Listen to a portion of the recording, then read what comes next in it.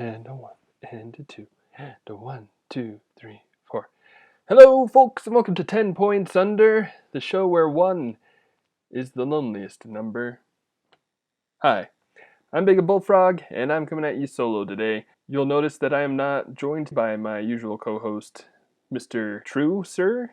And that's because, well, we had a talk. He expressed that he didn't, while he likes doing these shows, not quite something that he's like, wanting to invest a lot of time into. Doesn't quite enjoy it that much. Trying to keep up a rigorous schedule was a bit more of a hassle to him than it was an enjoyment, and that's totally fine. That I 100% understood that. Didn't want him to feel obligated to join me, so coming at you solo this time, just trying a little one-man action on this one. Hopefully it works out all right. We'll see. I've got some ideas. I do plan on continuing this, but we'll see how it goes in the future. Right now I'm just trying to solo cast to see how that goes. But hopefully, in an ideal world, I'd be able to get other casters in here with me. I know that other people have had interest. A lot of that does come down to trying to find somebody to be steady, to start going steady with on a casting basis, of course. Or if I'm just juggling co-casters all the time, that can work. Kind of rough on the scheduling life, though. Anyway, we'll see how that goes. But for right now, we're just going to focus on this great game that we've got going on right here. So, today we've got a game with two players who are new to our channel. They are Tuck and Coach Muskie. These are both players that I've heard of but don't know a ton about. So, Tuck, I feel like he's been around for a while. I've seen the name around a lot. Don't really know what he does. Don't really know what, like circles as far as Heroscapers go that he's associated with. I do apologize a little bit for that because I do like to have some fun facts about the players when I bring them up. But I neglected to do that, as I'm just realizing right now. So, yeah, we'll just let this one go. But Tuck seems like a great guy. Probably a good player, I'd imagine. He's going to be over on the left side of your screen, starting in the yellow start zone, and he's running a squad of Volcanmic Incendiborgs, as well as 5 squads of Mesodemon Warmongers. Now, this is a pretty fun army. Again, in case you haven't been up to date on the other videos of this format, this is a bring 2. So what happened is both players brought 2 armies, and then they each picked the one that they wanted to play. There was kind of like a roll-off. Somebody got to pick first, other guy got to pick second. But this is one of the armies available to Tuck. And this one's pretty special because if you look up in the left yellow wound marker box, you'll see that it's got pure squads. But all of these squads have markers that allow them to ignore wounds. You might be familiar with the Mesodemons. They get to ignore any damage from normal attacks by just removing an exoskeleton marker. The Incendiborgs can remove a marker to ignore wounds from anything. So that can be from normal attacks, from special attacks, from falling damage, from disengagement attacks, from lava, not molten lava because that's just destroying, but from lava field damage. There's a lot of stuff that it can ignore, which is pretty cool. Won't see half of those in this game, I'm sure, but it is a pretty nifty ability. So there's a lot of damage ignoring power that Tuck's army has. Over on the other side, in the blue starting zone, you've got Coach Muskie, who is also somebody who I don't know very much about. Seems like a great guy. I know he's been getting into the online scene. I think he said this was one of his first games. I'm pretty sure this was the first online tournament that he played in. So we'll see how well he's able to do, but I do believe, I'm pretty sure that I've seen his signature something about Gen Con all the time. So, pretty sure he went to Gen Con, which, if he's hanging with that crowd, that's a pretty good crowd to, speak of his playing prowess and stuff like that. So, we'll see how well he does. Again, I haven't seen either of these guys play before, so I'll be experiencing this with you. But he's got an army, a bit more of a hodgepodge. He chose to run an army with Krug, Kayamanawa, Arctos, Civ, Red Wormlings, 4 Red Wormlings, and the Izumi Samurai. So the fun thing about this army is there's a little bit of counterplay against the Mesodemon and the Incendiborg army because there's a good amount of special attacks, and the special attacks can get through the Mesodemon markers and just straight up kill them. So there's a little bit of counterplay going on. He doesn't have a surefire way to get through the Incendiborgs because there is no surefire way to get through the Incendiborgs because their markers can ignore all wounds. So he'll still have to bing on them a lot. but we'll see how he's able to handle them. So with that brief explanation out of the way, we'll talk more about it as the game goes, as I'm sure you already know. But let's go ahead and rock on. Alright, so we've got a big Incendiborg opening coming from Tugwick Tuck. Coach Muskie, it looks like, is got a couple of order markers on the Wormlings, one on Arctos, one on the Izumi Samurai, and Tugwick takes the initiative. Now, so looking at these armies, it does look like Coach Muskie does have a few ways to work with the Mesodemons. He's got a few ways to, he's got a good amount of special attacks with the Red Wormlings, Kaimonawa, and Civ. Civ being one of the C3V custom figures. He was pretty cool, actually. He's one of my favorite. I'd highly recommend you check him out. But, so he does have a good few ways to work around the Mesodemons. The Incendiborgs are a worry for me, though. If I were playing this matchup, that's probably what I would be most worried about. And as we watch an Incendiborg attack and kill a Red Wormling right now, so these guys they're a really expensive squad. They're 180 points, which is a good amount of points to be working with, but they are definitely worth it. They are major Q9 in squad form. They are also a C3V squad custom thingamajigger. There will be links to all the cards in the description below. Again, I always have those up and ready to go. So make sure you check them out if you're unfamiliar with any of these cards, official or C3V. But the Incendiborgs are really, really, really hard to kill. So they already have 4 defense, and then they have basically 3 extra lives that they can use. And they can use those to kind of let them get into really strong positions on the board. And if Coach Muskie lets that happen, if he kind of lets them develop more than he maybe should, then they're just about unstoppable. They can put out the damage. They each have a ranged attack, 6 range, 3 attack, which is already pretty good. If you get too close, they've got a 2 range flamethrower special attack, which is like a mini fire line. So they're pretty nuts. That said, we do have the Red Wormlings coming out. We've got one just killed a Mesodemon. Another great thing about the Red Wormlings is that they are able to kill Mesodemons pretty well because their Fledgling Fire special attack does subtract 2 from the defense dice of the Mesodemons. So that'll be very helpful. Second Mesodemon does block the attack though. So we've got 1 Red Wormling down for Coach Muskie and 1 Mesodemon down for Tugwick Tuck. I guess that's roughly even.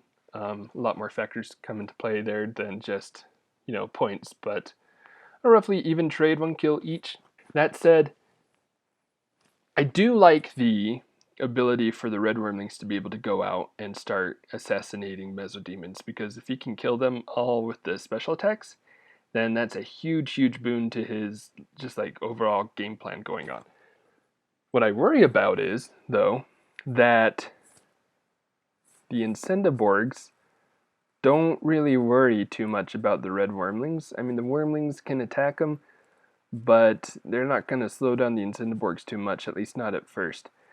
And if you look down there in the south end of the map, the Incendiborgs are getting onto that nice little hill right there. That's going to be a great spot to shoot up some Izumi Samurai. And there's not going to be much that Coach Muskie can do about that other than just let it happen. We do have an attack in the north. Tugwick Tuck is going to try to take out a Wormling. Probably should be attacking the other one to to deny the jungle extra defense die. But blinks it anyway, so he gets the kill anyway, so not that huge of a deal. Just a little something to pay attention to, I think, because that other Wormling was within range. Just a little bit of a safer attack, but nitpicky. But yeah, and then you go down to the south where the Vulcan mechs will be making a couple of attacks. And this is my bigger worry on the whole, to be honest, is that these 2 Incendiborgs here will be able to kind of start shelling out the start zone for Coach Muskie. And, if they get, and they're already in position, really. They're already in a spot that they really like. And it's not even if they can keep that spot, but that's just going to make it harder for Coach Muskie to take them out. And Coach Muskie doesn't have a super defined way to take out those Incendiborgs. He doesn't really have a steady high amount of attacks to throw at them, except for Krug. who could be, you know, like pinged down a lot before he even gets to them. And possibly Kaimanawa. That's a little bit of a gamble because Kaimanawa is great. He can outrange them, but then he's only throwing 1 attack per turn. If he gets close enough to throw 2 attacks per turn with his quick release, that's dangerous territory because the Incendiborgs might just take him out. So just something to watch out there. Both of those attacks in the south, though, were blocked. So that's pretty happy for Coach Muskie as far as he's concerned. And he's now taking another turn with the red wormlings, looking for some more Mesodemon snipes. He's got 1 attack, it looks like. The other one is just out of range of any Mesodemons, opting to go for the safety of the hill instead of taking an attack, which is probably a good choice. So we'll see if this special attack goes through. He's got 1 skull, but the Mesodemon only gets to roll 1 die in defense, and it done gets burnt. Yo. So that's 2 Mesodemons down, which is a pretty good start as far as the wormlings are concerned, but there are still 8 Mesodemons left, and if those wormlings kind of fail in their progress, then those Mesodemons, you know, he's not losing exoskeleton markers still. So say it comes down to, for example, like Krug versus Mesodemons. Well, Krug can get angry and start smashing them. Their exoskeleton markers will be able to ignore, you know, even if he's rolling 9 attack dice.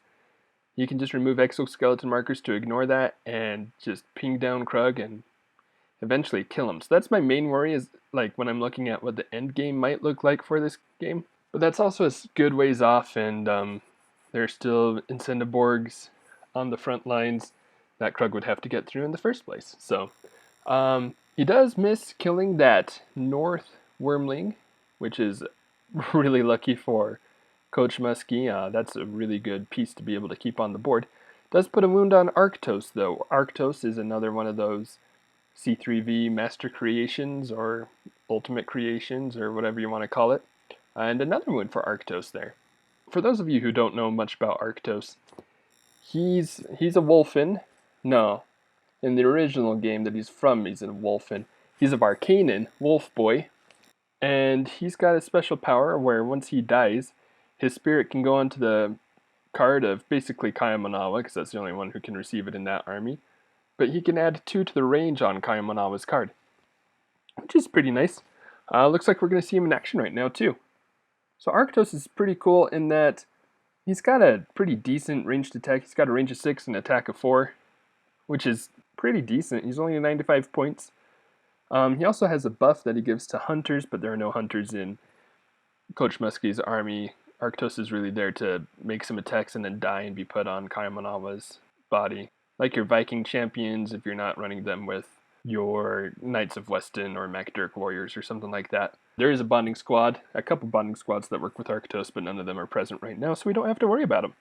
So we'll see what Coach Muskie decides to do with Arctos here. Looks like he's going to go for an attack up, question mark, or is he going to go for an even ground attack? Because he could get that if he moves a space closer. Although, if he stays right there and maximizes his range, he will be taking an attack up, but he'll also be denying a second attack from the other Incendiborg. So it is an interesting choice to be looking at right there. I think personally, I wouldn't be expecting Arctos to live super long, so I might go for the closer even ground attack, which it looks like Coach Muskie is deciding to do. But I do think there is also merit to taking a step back, because 4v5 isn't that bad anyway. 4v4 is blocked, so pluses and minuses to either one. I'm not sure that move alone is going to make or break the game, personally.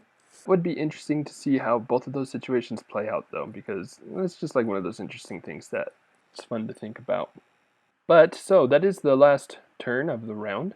Now we've got order markers and an initiative roll coming up, and I think this is where Coach Muskie has got to be thinking of how he's going to respond to the Vulcan mix. He's taken out a couple of Mesodemons, which is great, but if he doesn't have a surefire way to actually stop the progression of those Vulcan mix, then things are going to be going south for him pretty quickly, just because they're so tanky, so steamrolly, and they'll be able to run over his army if he doesn't, take steps to do anything about it.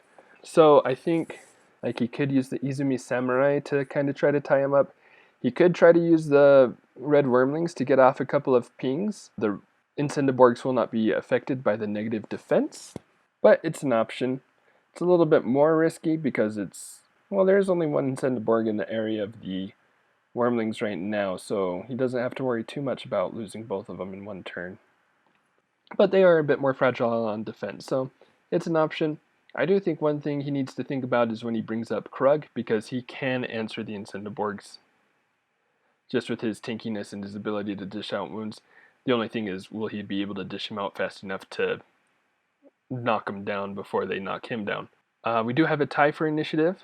Looks like Tukuk will be continuing his Incendiborg Steamroller dealio, while Coach Muskie has Izumi Samurai, a couple of order markers on Red Wormlings, and one order marker on Krug. They're re-rolling their initiative, and Tukuk takes the initiative again.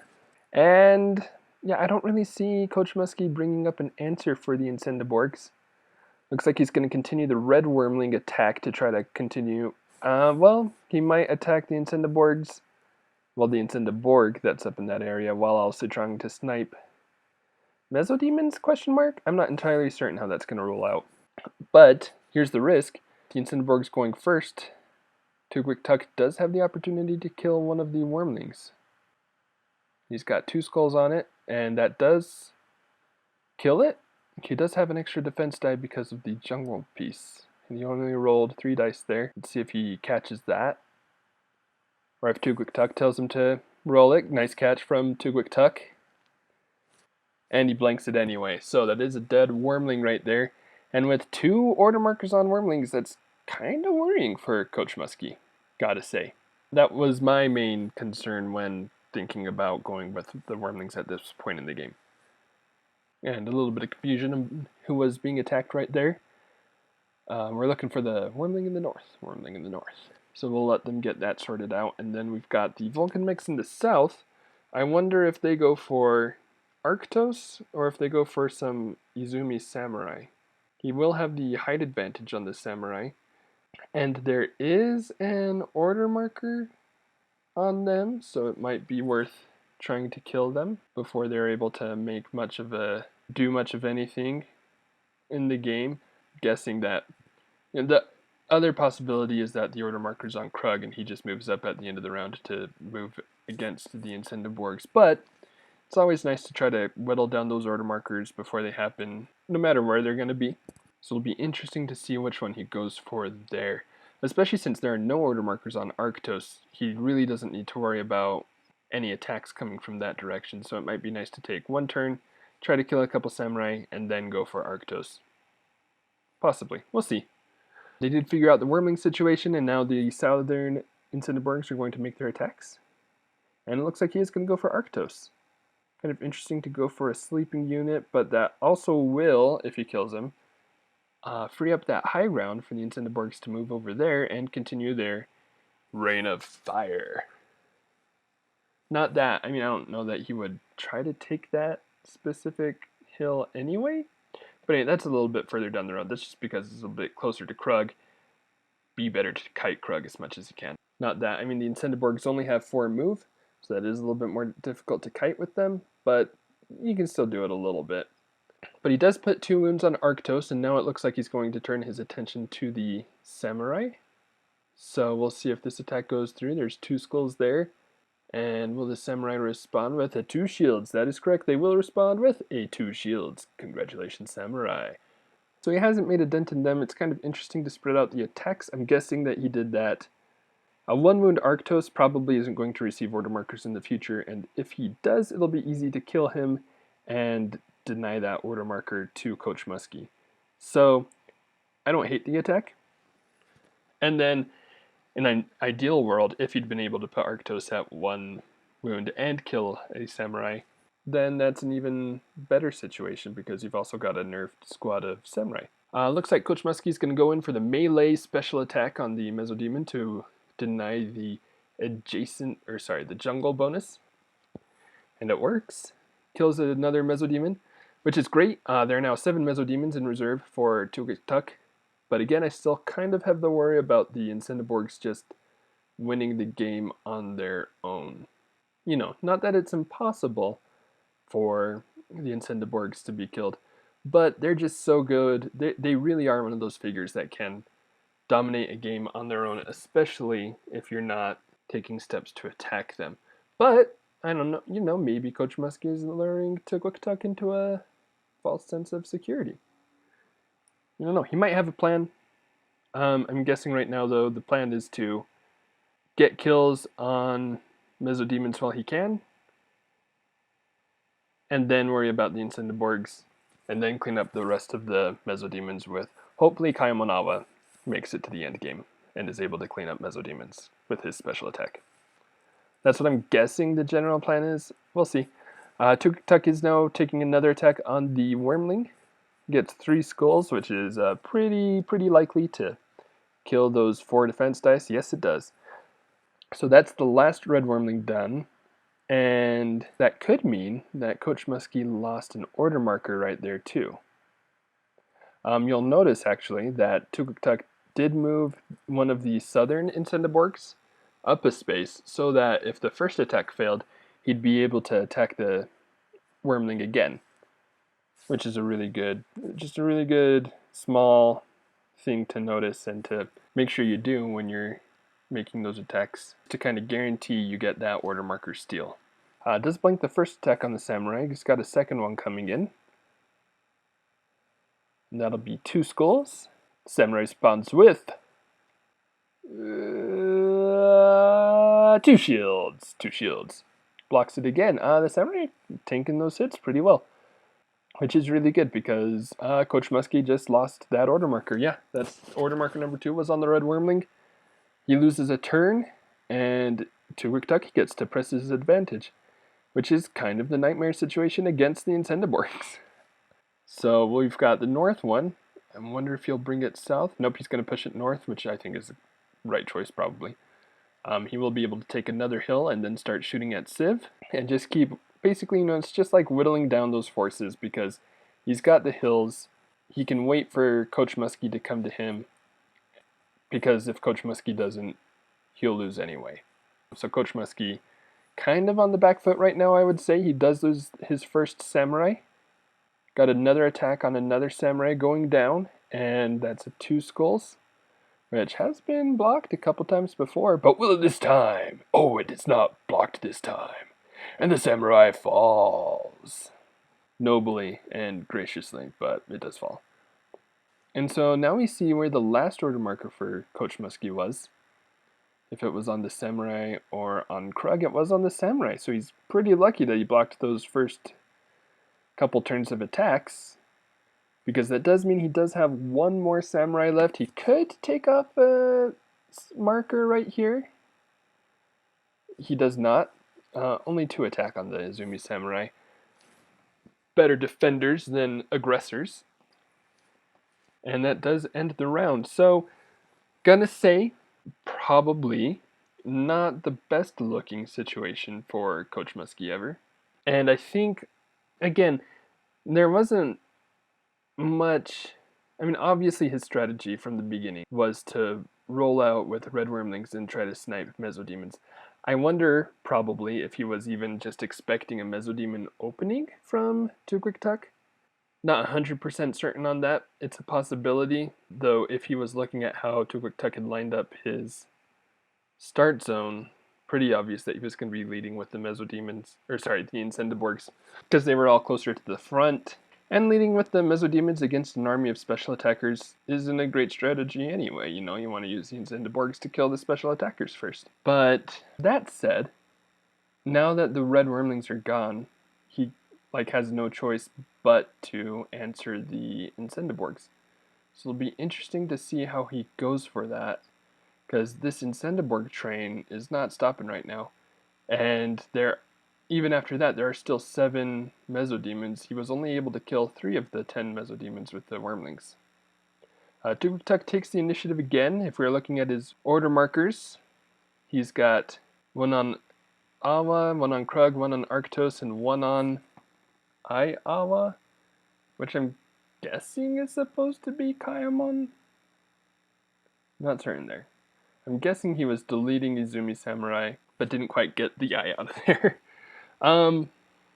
Yeah, it looks like he's going to be going in for, a Krug Awa mix, which is, a good choice, because that's what he has to work with.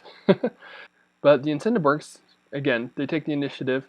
You've got the one in the north that's going to be able to attack Civ. Down in the south, he's going to try to get rid of the Samurai with the first Incendiborg. Rolling down with 2 skulls. We'll see if the Samurai is able to survive this one. It does. And so now the other Incendiborg can attack. With other figures, the Samurai would be able to use its counter strike. But if you were paying attention earlier when I was doing all of my exposition on the Incendiborgs, or if you just know them, you'll remember that the Incendiborgs do have their special attack. It's a 2-range flamethrower that goes in a straight line. Oh, looks like he's attacking Civ first and blanking the attack. That's too bad. But yeah, he'll be able to use his special attack here, ignore this counter strike, and so it doesn't even, he's not even worried about this counter strike hitting him. Although with 4 skulls, it's not bad. He gets the kill pretty easily. So it is the last Samurai gone. Those Incendiborgs are free to do as they please.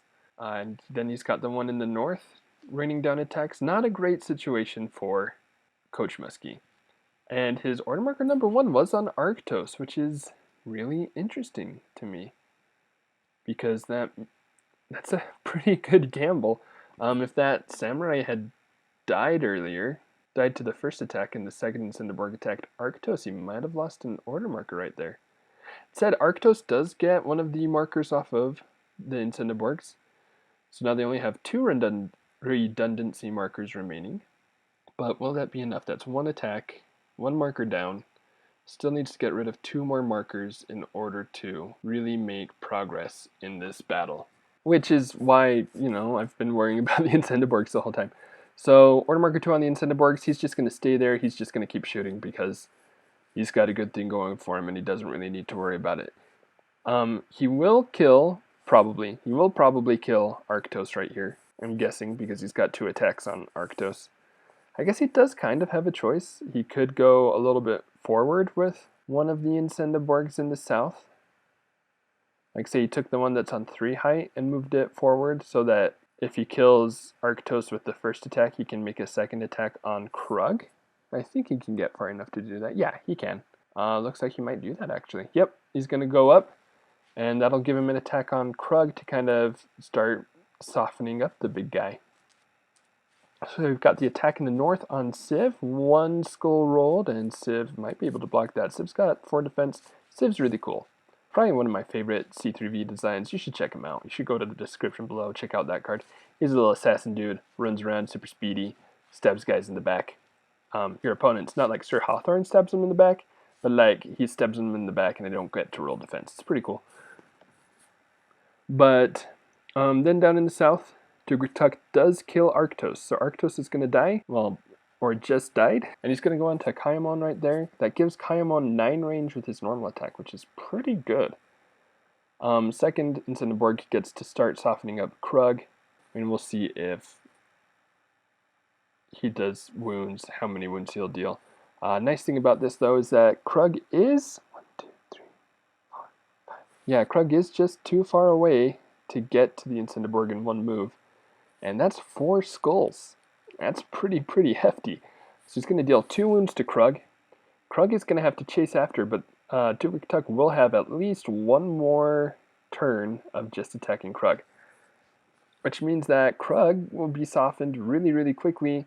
And with those markers ignoring any attacks that he makes, well, any wounds that he deals, not even like attacks that he makes, because if he doesn't deal wounds in the first place, he's still not removing markers. So, that said, the order markers are on Kayamonawa right now, so you don't really need to worry about Krug just yet, or we can worry that he won't do much, that he won't get to smash like he should, like we all like to see.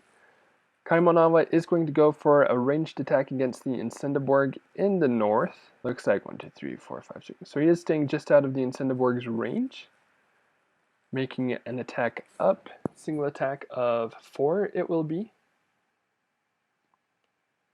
Oh, no, he's going to go Oh, okay, yeah. So he's going to go south. He's going to make an even ground attack against the Incendiborg in the south. So that'll still be a defensive 5. But he does get the jungle bonus, so that when the Incendiborgs come for him, he's rolling extra defense. And he takes off another redundancy marker. So that's really nice. That does mean that he just needs to remove one more, and then he'll actually start to remove the Incendiborgs from the board. So there is hope. I mean, you know, I would say Coach Muskie is on the back foot right now. If he can kill the Incendiborgs without losing Kaiamon, then he's in a pretty decent spot against the Mesodemons as well. But he does have a full turn of Incendiborg attacks to survive before we start worrying about that. Tuktuk is going to start moving the Incendiborgs in because Kaiamon pretty easily outranges them, so it's just smarter to get them in and get attacks in while he can. 2 attacks of 3 and 1 attack of 4 against a defense of 5 right now. We'll see how well Kaiamon can defend against this. Oof, that is 3 skulls. That's pretty hefty. And that is 3 shields. That is also pretty hefty. Not bad at all. And that was the attack he was mostly worried about. The other ones are 3 versus 5. And a whiff right there makes things looking pretty good for Kaiamon all of a sudden. 2 skulls right there. That is a little bit worrisome. But at least Kaiamon doesn't have to worry about dying in one turn. And he blocks that. So Kaiamon is still full health and ready to go. That's really impressive for our little samurai friend. And we'll see what he does here. He could, I mean, okay, there's always the option of retreating and using his range to his advantage, but it'd be kind of silly to do so right now. I think we can all recognize that. Better probably to go for his quick release special attack because that gives him 2 attacks of 2. The question is where he moves to do that. He could, and I think he probably moves to the hill adjacent to, moves adjacent to the Incendiborg in the south, because that's a little bit more of an easily controlled hill. That said, if he goes north, and if both of his attacks are successful, he'll kill that northern Incendiborg, and then the other 2 will be attacking up against him. Even if he kills the one on the hill in the south, but one of the Incendiborgs will be able to move adjacent to him and use its flamethrower to ignore his counterstrike. That said, if he goes north, that's 2 attacks against a defense of 5, whereas if he goes south, it's 2 attacks against a defense of 4. Looks like he's going to stay there? Huh, okay. Or he could just stay there, which isn't what I was thinking would be great, but he does take off the final wound, the final redundancy marker, and he kills his first Incendiborg. So that worked out pretty well. The only worry I have here is that if the Incendiborgs were in initiative again, that's 2 attacks of 4 down on Kaiamon, but he did kill the first one. That's 2 blanks in a row. That is a big oof for Tuktuk, and a pretty big yippee for Coach Muskie. That does mean that, that's a pretty good swing to have Kaiamon basically with 3 attacks, actually. Yeah, with his 3 attacks, they were all successful.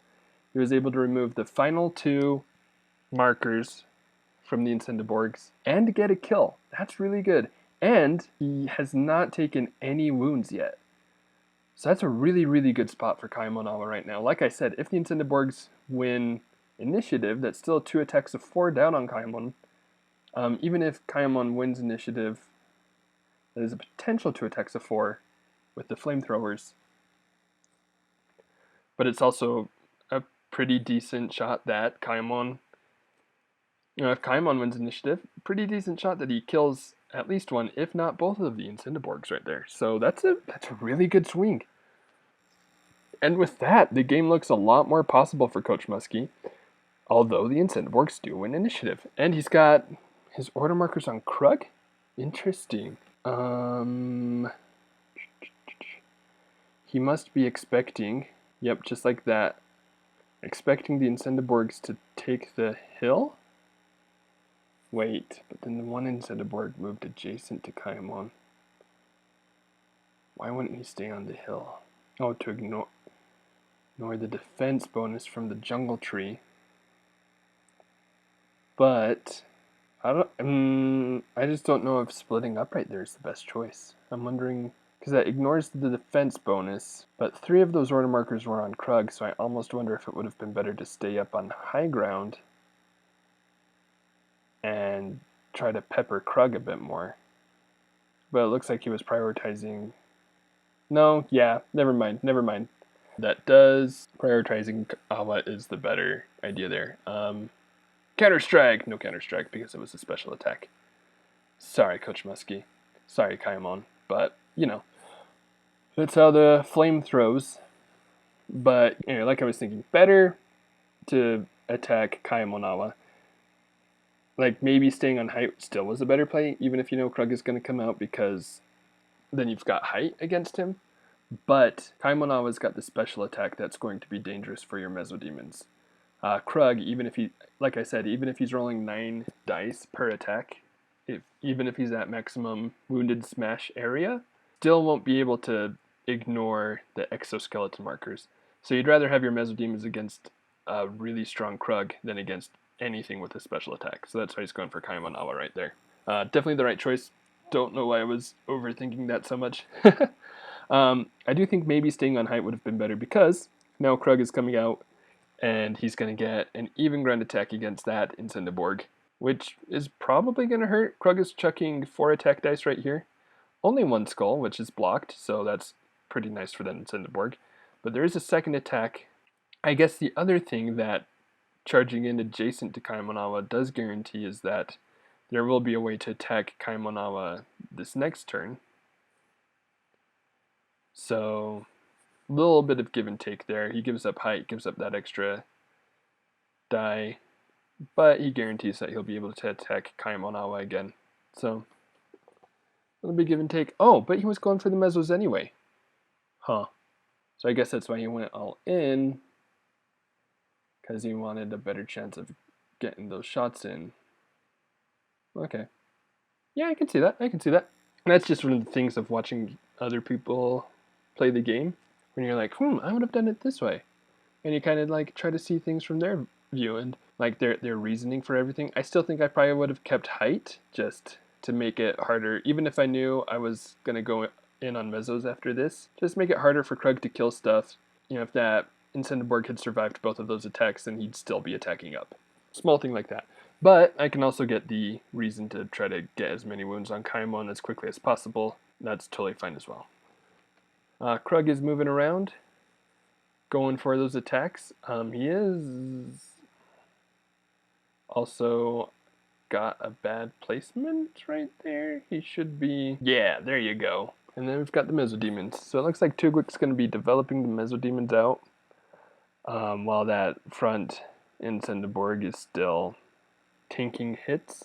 Got a Mesodemon going in to make an attack on Krug. Try to soften him up while he's still tied up with an Incendiborg. Although with Krug, are you ever really tied up? I mean, come on. You welcome those disengagement attacks.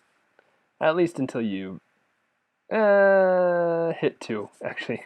I think once you're rolling 4 dice with Krug, at least for me, that's where I'm like, okay, I just want to stay at 2 wounds because 4 dice is enough.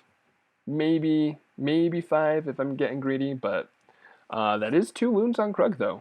So Krug will be rolling 6, but that doesn't mean Krug is half dead.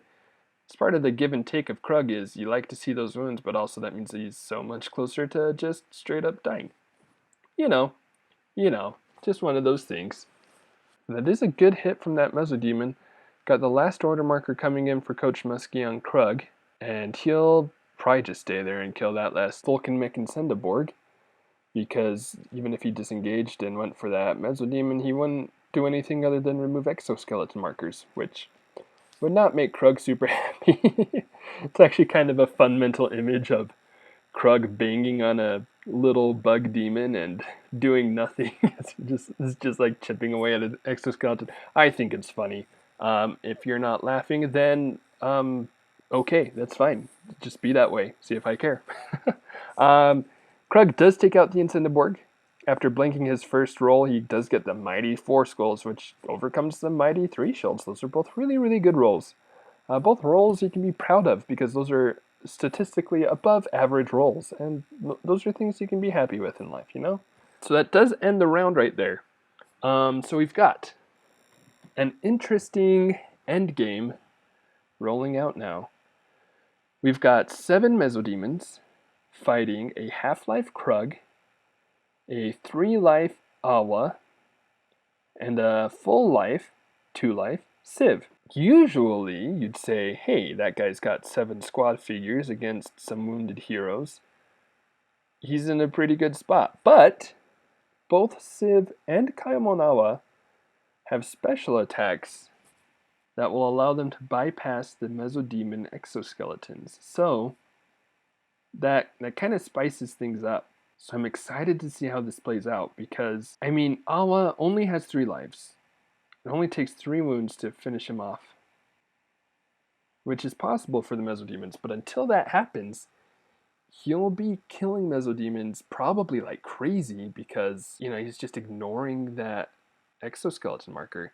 Looks like Coach Muskie's got 2 markers on Kaimonawa, 1 on Krug and 1 on Civ, which is interesting. He probably doesn't just, yeah, I'm guessing he just doesn't feel quite confident enough in Awa to go all in on Kaimon, just in case things go south. You know, like if he'd lost initiative here, taken a couple of wounds, and then took a couple more wounds the next turn and died and lost a turn, which is pretty good game sense. So Kaimonawa is going to move up. He'll take that attack down on the Mesodemon and kills it. I'm just looking at the placement right now. I think I would have preferred him stay, like, go onto the high ground with Krug right there, just because that'll also give him the 5 defense, and it keeps him a little bit further away from the Mesodemons.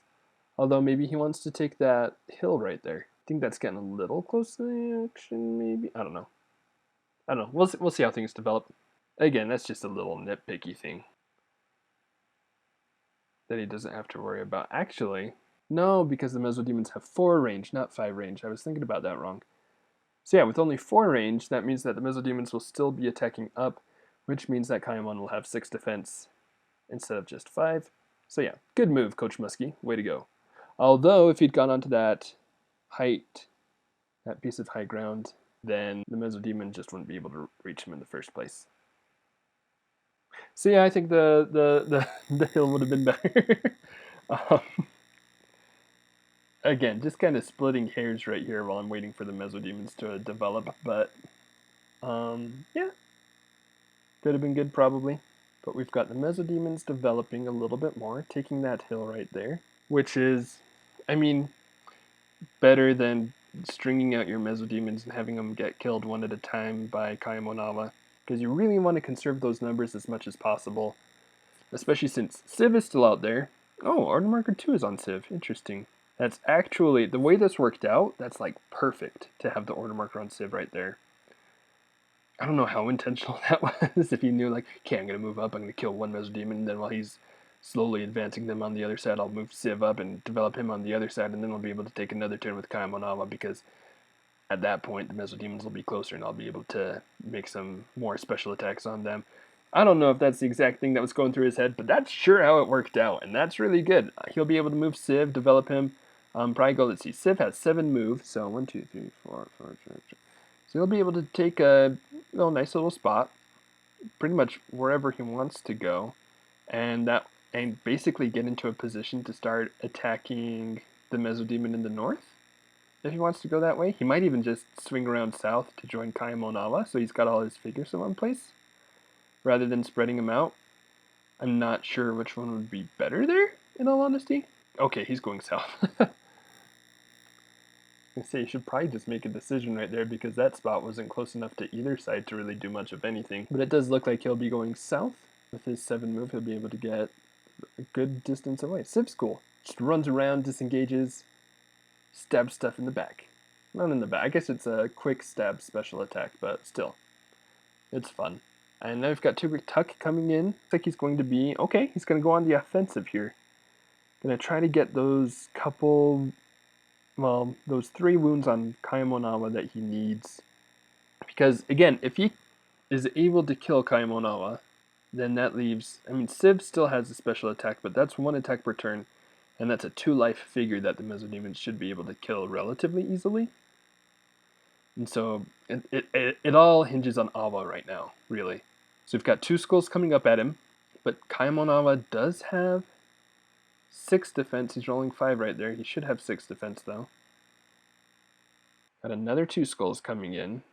Pretty good rolls from Tuguk, but also even better rolls from Coach Muskie going in right there. Not able to touch Awa right now, and that does mean that there are now 2 Mesodemons right within Kaimon Awa's range. I do wonder if Kaimon Awa, heck, you know what? He could take that hill right there.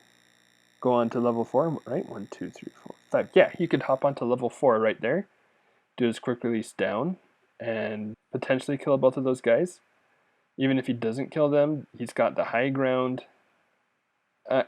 More importantly, that means that the Mesodemons won't be able to take the high ground against him if they survive. That is like pushing yourself closer to the other Mesodemons, but you don't want to fail your attacks here and then have Mesodemons attacking down at you even if you've got 6 defense, I think. 4 versus 6 kind of evens out, but it looks like he's just going to stay there. Interesting.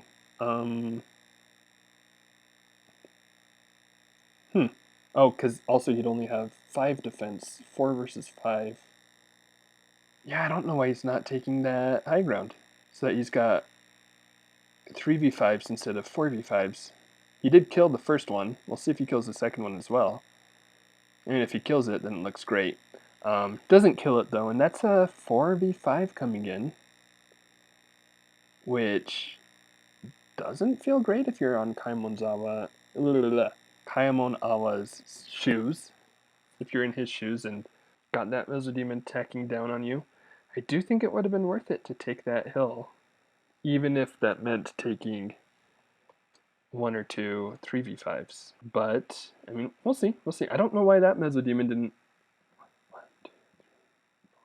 Yeah, that Mesodemon should have gone for the 4 height right there, because now Kaimon Awa can just hop onto that.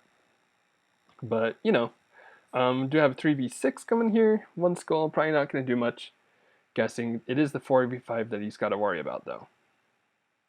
Also, you know, he's got to worry about blinking his rolls, but Coach Muskie has not done that for a good while now. And that's a blank from Tuguk. Holy cow. And that was the roll he was looking for. So, ouch. We do have initiative now. If Tuguk wins initiative here, then he's got 2 4v5s going in against Kaimon Awa. So, we'll see how that goes. Again, I do think, I don't know, I'm just kind of thinking about this whole hill situation. I'm really thinking that taking the high ground to deny the 4 attack is better. Even though that puts you closer to the other Mesodemons, I just think that's so much better than taking attacks of 4 down on your 5 defense. And also, like, we've got this initiative switch possibility. So I'm not sure how Coach Muskie is feeling about his order marker situation too. Looks like he's feeling comfortable enough to go all in on Kaimon Awa. And he does win initiative, so that works out for him. He can take the hill now, and he'll get a 4v3 and a 4v4, or 2 4v3s if the first one doesn't work. See what he decides to do though. He might stay back still. No, I think it's definitely better to take that high ground than to deny that extra attack to the Mesodemons. Otherwise you're rolling 2 4v4s, and if they fail, you've got strong attacks coming down on you. Looks like he's just going to stay there though. And he rolls a mighty 3 skulls with that. I'm guessing that Coach Muskie just wants to maximize his range, wants to stay back. He does, I mean, like, you know, he does still have the jungle defense, which is great. But yeah, that's a block from Tuguk. Nice block! Coach Muskie is fun. I like Coach Muskie. Seems like a really positive guy to play against, and those are always fun. I mean, most guys are positive. Not all of them are super vocal about their positivity, though, so that's fun for Coach Muskie. But, so he does get the kill with a second attack, which is nice for him, but now, again, he's going to have an attack coming down on him from the other Mesodemon. So that's kind of like your balance between, because maximizing your range is great. I'm just not super convinced on, because there's maximizing your range and then there's also like denying extra attack dice for your opponent. And where Awa is the figure that you're basically banking everything on right now, I think it's important to deny that attack dice to lower the odds of, you know, him getting a good roll, you getting a bad roll, and losing your one good figure against the rest of this army. Well, Civ's like half of a good figure against the rest of the army. So we do have an attack down. We've got 2 skulls coming in from Tuguk-Tuk. We'll see if this gamble, I mean, it's gamble either way, you know, but we'll see if this gamble that coachmuskie has made will pay off, and it does. He's got 3 shields right there. Holy cow. It's a lot of blue rolling on coachmuskie's side of the board, and Tuguk-Tuk's been pretty average. So yeah, interesting way that that's been playing out. And not to take away too much from coachmuskie and just saying it's all on luck, because Tuguk-Tuk did have a lot of good rolls in the beginning half of the game with the Incendiborgs. And with the Wormlings only killing 3 of them, I think. So it's more the risk management that kind of paying off for Tuguk-Tuk right now. I think at this point, alright, so this one kind of makes sense, because from here he's got 2 attacks, and at that position, the next closest Mesodemon will not be able to get an attack on Kaimonawa. And he kills the Mesodemon. And here, he's completely denying an attack in the first place. So that's where maximizing the range is paying off. It's also paid off by, I mean, the jungle bonus is still pretty good, right? It's still giving him +1 defense. It's just that +1 defense isn't quite as good as +1 attack. But the risk management is paying off, and it's turned out to be really safe for coachmuskie. And so you've got Tuguk-Tuk this turn, can only develop his Mesodemons, can't even get any attacks in, and so he'll just try to move a little bit closer. Things have just kind of fallen apart for him on the front.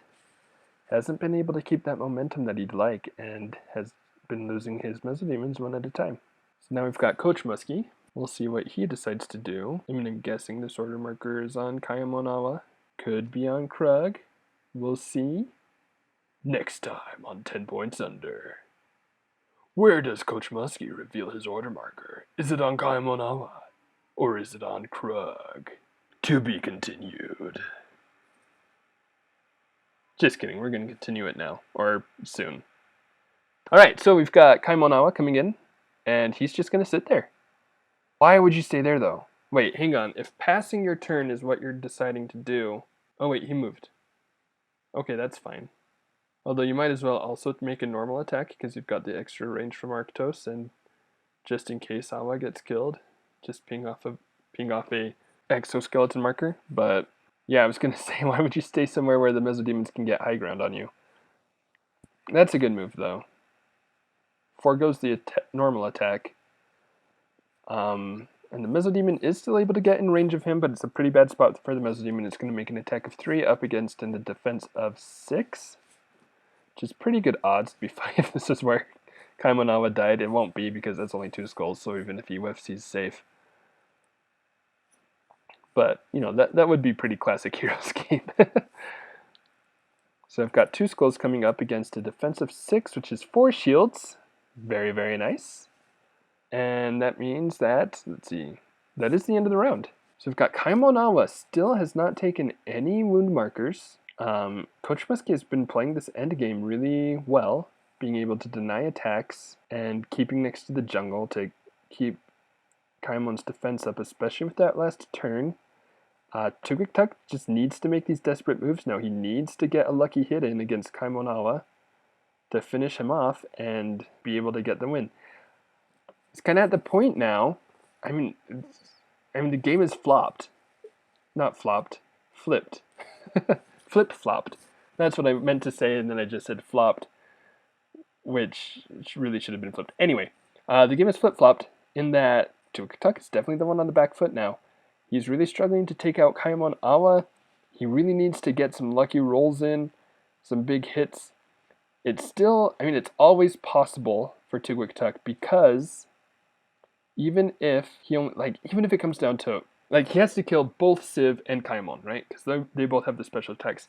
Even if it comes down to one Mesodemon against Krug, there's a pretty good possibility, because that demon has 10 exoskeleton markers that Krug has to carve off. Granted, Krug will be able to carve him off pretty quickly with 6 attack dice that he's got right now, and that'll only go up. But that's still a lot of extra wounds that Krug has to deal one at a time in order to kill just one Mesodemon. So that's what Tugwik Tuk has got to bank on right now. That said, Coach Muskie does take initiative. He does miss with his first attack. Or rather, it's blocked. However you want to think about it. It's one of those fun theme things that you're never quite sure on. And Tugwik Tuk does also block the second attack. So now we've got the Mesodemons in, well, Mesodemon, good defense. Way to go, Coach Muskie. That's another one of those. Wait, I lost my train of thought there because I got distracted by Coach Muskie's overwhelming positivity. I love it. Yeah, so the Mesodemon still can only get in one attack this turn. It could be 3 skulls against 0 shields from Kaimonawa. It could totally reverse the game. Looks like he will be able to get an attack in on Civ as well. It's entirely possible that he kills both of those figures and totally turns the game around. Pretty doubtable, but we'll see. 0 skulls. Dang it. Well, shoot. Tugwik Tuk. We'll see how the attack on Civ goes. Okay, 1 skull. 1 skull. That is also against 6 defense, though, which Coach Muskie has been able to get lined up a lot, and he does block it. Well, shoot, that's not a happy situation for Tugwik Tuk.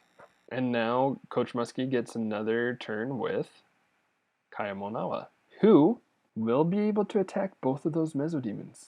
If he so desires. He might move around so that he only attacks 1. But he can attack both if he just moves 1 space to the north. Looks like he's going to go for melee against the Mesodemon. Wait, why? That's fine. But again, you're kind of inviting the Mesodemon to attack from height? Okay, he kills it anyway. I mean, it was a pretty good chance that he kills it. I just don't know why you make that risk of saying, hey, here, just attack me from high ground. I don't know. Seemed a little needless to me. But, I mean, also he denied the extra defense die. So there's that. And turned that into more of a surefire kill. Because he did have 2 attacks. So, anyway. It's another one of those things. But yeah, so we've got 2 more Mesodemons left. Coach Muskie only needs to get 2 more kills in to win this game. And Tugwik Tuk only needs to get a couple, few, so like 6 good attacks in. 2 skulls on Civ, that could kill him. He does have 5 defense though, and he does block it.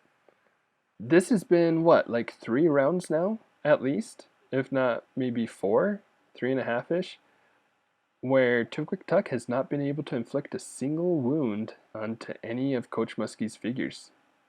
Really, really strong defense rolls from there. And a lot of it coming from those good placements. He's been staying next to the jungle the whole time. I am still a little surprised because there have been a few times where Tugwik has attacked from height. But still, he has been doing the placement game really, really well. Does blank on this first attack against the Mesodemon. And then gets 1 skull right there. We'll see if that's enough to get through it. It's not. So now we've got a Mesodemon attacking from height down on Kaimonawa. Could be the swing that Tugwik is looking for. And meanwhile, that last Mesodemon is still trying to catch up. So we've got an attack down, and it is another blank for Tugwik Tuk. Now that, I mean, Coach Muskie also just blanked and rolled 1 skull, so they've both had their share of low rolls, but a lot of dice rolling and a lot of nothing happening. Except for, you know, Mesodemons are dying. Yeah, things are looking, I mean, Kaimon still has 3 lives. Civ still has his full 2 lives. Things looking really, really good for the special attackers now. And a 20 for initiative coming right out the door. Coach Muskie is no longer playing around and he's entering his ultimate form. So he's got a couple on Awa. Looks like he's also got 1 on Civ, 1 on Krug. Spreading him out just in case he loses Kaimonawa, who has shown no signs of faltering, but you never know. Kaimonawa's going to come out He's probably gonna, I guess, he's gonna move up and engage that Mesodemon. Yep. Get on even ground, deny the height bonus for it, and make 2 even ground attacks with quick release. That should kill it. He's got 3 skulls, 2 shields. That kills that Mesodemon. 1 more left. It's Tuglik's last stand. Can he pull it out? He's going to advance and attack Krug, I'm guessing, because why not, right? Hey, maybe he puts 3 wounds on Krug. You never know. That's 3 skulls. This is, yeah, tell me this is the blank. Oh my gosh! Oh, it's the blank. 3 skulls and the blank, but it's against the wrong figure. If that was against Kaimon, that would have been huge, but it was against Krug, and it just... I mean, it's fine, it's good, it's better than nothing, but just, oh, that sequence of events. And Krug is raging. Okay, I really, just for me, I just really want Krug to be chucking 9 dice against that Mesodemon and be doing nothing, just to make me happy. I'm sure it's not going to happen. But just to satisfy that little part of myself. But Kaimon's going to move up. He's got 2 attacks of 4 against a defense. 2 attacks of 4 against a defense of 4. Will he be able to pull it off? Yes. Yes, he will. That is the last Mesodemon down for Tuglik Tuk. And that was a good game. That was a really fun game to watch. Really crazy survival skills from Kaimonama right there. Just that whole last half of the game. No, like, Kaimonama was not touched by anything and just killed those Mesodemons like crazy. But yeah, that was a good game though. That was a fun one. Kind of shows, you know, there's like, Mesodemons can be crazy in some matchups and they can be paper thin in others. And Kaimonama really exposed their paper thinness potential. But yeah, really good development in the early game from the Vulcan Mech and Sendaborgs. Really, Kaimonama just did so much in that game. It really comes down to Kaimonama. He killed the Incendiborgs. He removed 2 of the markers from the Incendiborgs as well. So you'd say he like dealt 5 out of 6 wounds to the Incendiborgs. He killed all of the Mesodemons. No, not all of the Mesodemons. All but 3. 3 of them were killed by the Wormlings. Kaimonama did so much in that game, and kind of shows why he's one of the best figures in the game. But hopefully you enjoyed that. Let me know how this went. I know this was solo and there was a little bit less banter with my usual friend, Mr. True. I miss you, True. Come back. Hopefully this went all right though. Let me know how it went. Let me know if it was worthwhile or if I should never consider going solo again. I mean, like I said, ideally I'll be able to have co-casters in the future, but if going solo works, it'd be a little bit easier to do once in a while. Not that I want it to become the norm, but if it's a decent option, then hey, it's a decent option. But yeah, hopefully in the future. Like I said, I don't know exact plans right now. I am about to move, so we'll see how that goes. Schedules will change and lots of stuff like that, so we'll see how that's about to go. But I do plan on getting, at the very least, I've still got a few games left to record, so I do plan on getting all of those up, and then I'll use those as a time to kind of feel out how to continue going forward with this channel, because I really enjoy it. Hopefully you guys enjoy it too. So just let me know how it's going. Let me know anything I can do to improve, as always. And make sure to always keep scaping and look at the world around you and realize how glorious it is. This is Booger Bullfrog for 10 points, under and out.